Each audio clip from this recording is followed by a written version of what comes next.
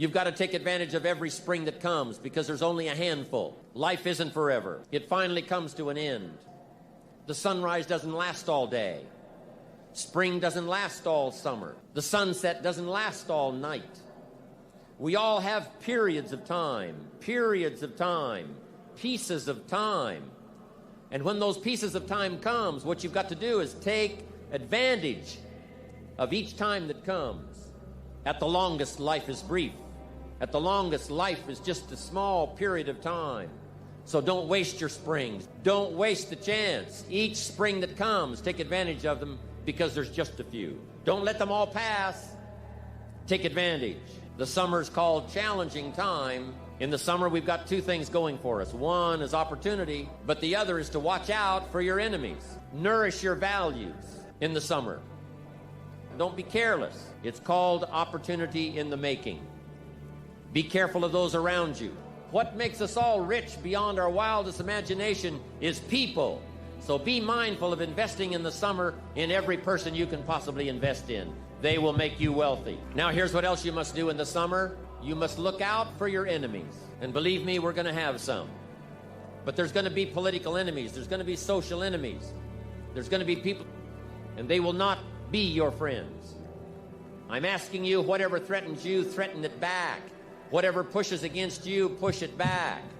Whatever wants to overwhelm you, stand up, take control, and do battle with your enemies wherever you find them. We must also deal with the enemies within ourselves.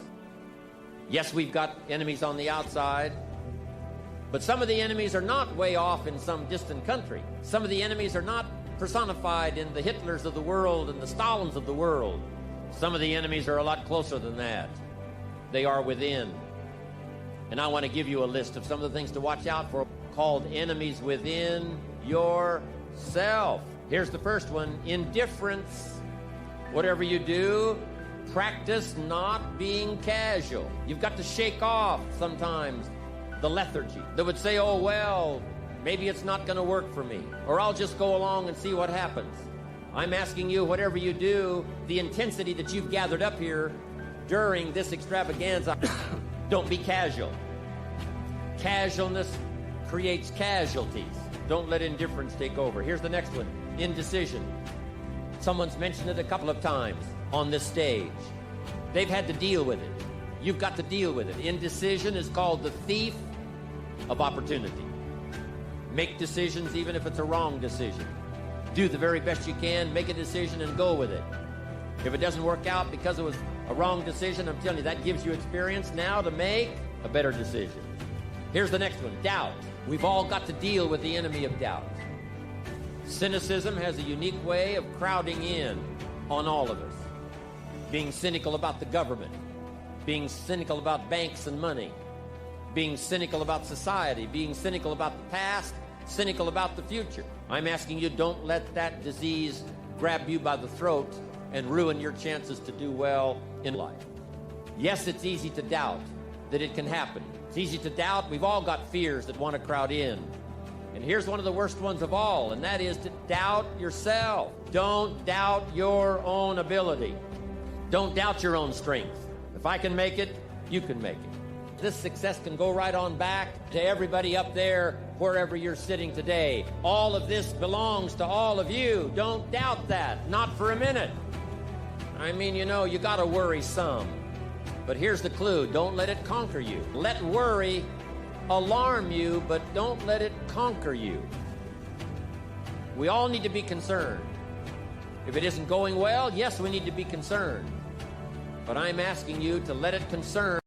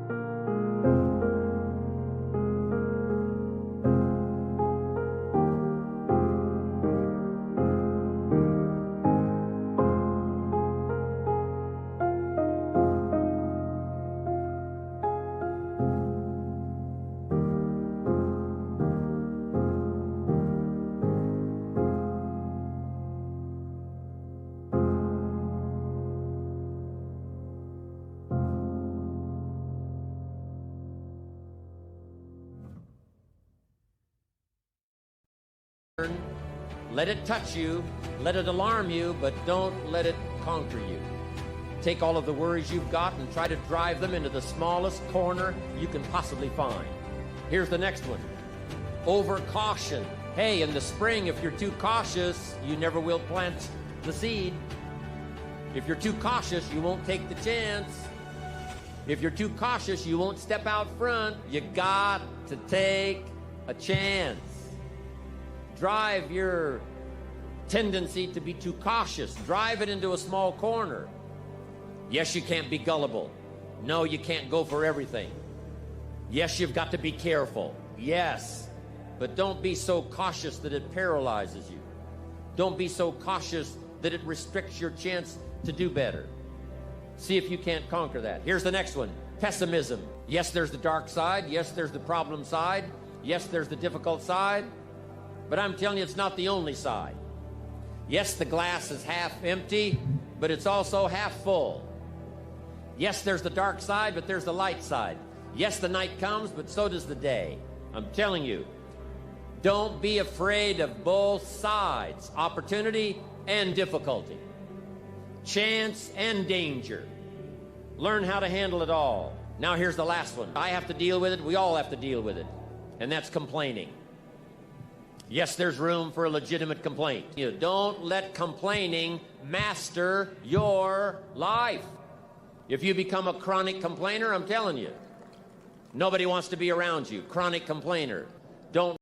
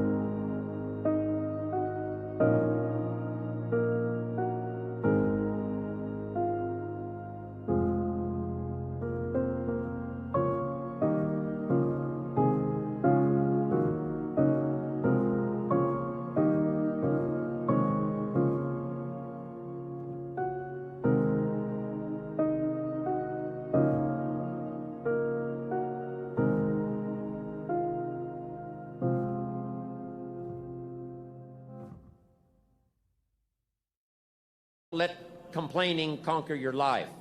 See if you can't drive it into a small corner. Don't become a victim of yourself. It's possible to become a victim of tragedy.